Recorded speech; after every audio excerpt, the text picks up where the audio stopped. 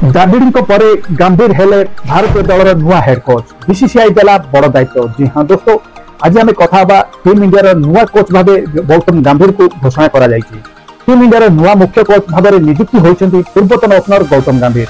Rahul Dravid team India मुख्य coach दायित्व थे।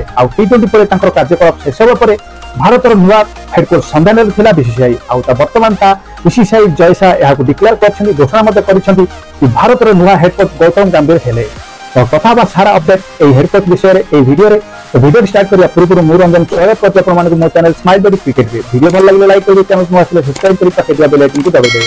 तो चलो दोस्तों तो स्टार्ट करबा आज रो वीडियो। फाइनल चैप्टर लिखा जाएगा on Mahendra Singh. Team India को मिला नुआ हेड कोच। द्रविड़ पर गौतम गंभीर होइछथि टीम इंडिया नुआ कोच।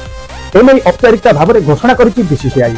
बीसीसीआई संपादक जयसा एने एक्स रे सूचना दे लिखिछथि गौतम गंभीर को टीम इंडिया हेड कोच भाव विधिवत भाव नियुक्ति प्रदान करा जायछि। से एबे टीम इंडिया राहुल द्रविड़ स्थान नेबे। सोशल मीडिया रे बीसीसीआई संपादक जयसा सूचना प्रदान करिया परे गौतम गंभीर को विभिन्न महलर शुभेच्छार सुर छुटी।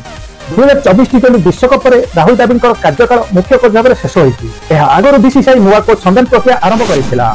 टीम इंडिया विश्वकप विजय पर बीसीसीआई भारतीय दल नुआ मुख्य कोच दे आगामी कार्यसूची योजना आरंभ करिछि। सोशल मीडिया एक्स रे जयसा उल्लेख करिसेंति गौतम गंभीर को भारतीय क्रिकेट टीम रो मुख्य कोच भाव स्वागत करी मु खुशी अनुभव करूछि। वर्तमान समय क्रिकेट बहु विकास कलानी। परिवर्तन परिस्थिति क्रिकेट गौतम गंभीर को बहु निकटरू मु देखिछि। निजर क्रिकेट कार्य से विभिन्न भूमिका सुंदर भाव निर्वाह करिसेंति।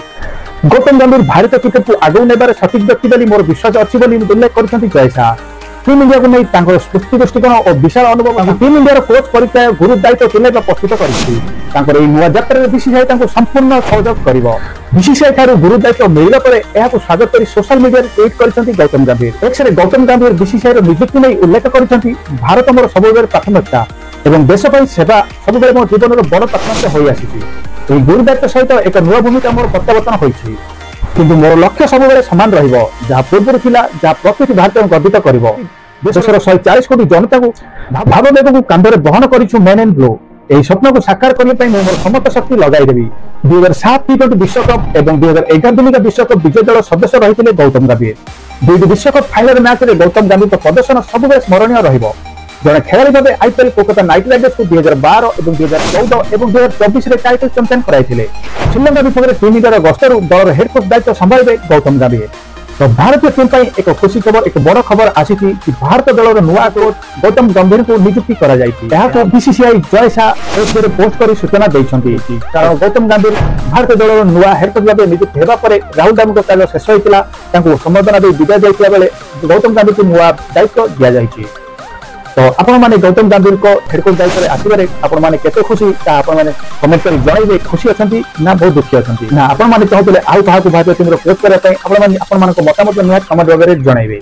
तो ये थला लेटेस्ट अपडेट कि हम आपण माने को जणाइली। वीडियो जदि आपण माने भल लागि ताई लाइक करिवे ज्यादा ज्यादा शेयर कर देबे कारण एही वे क्रिकेट कंटेंट मु सब बेले आपण माने पई नै आसी थाए। सर्वप्रथम मोर एई चैनल आपण माने cricket content live video cricket news सदा बेले ओडिया रो अपडेट आपण माने पाई परिबे। तो वीडियो जदि भल लागे लाइक करिवे चैनल को सब्सक्राइब करिवे। तो देखाबो काली एमती आउ कोन दमता वीडियो रे आज पाई दउछु। तो जय जगन्नाथ।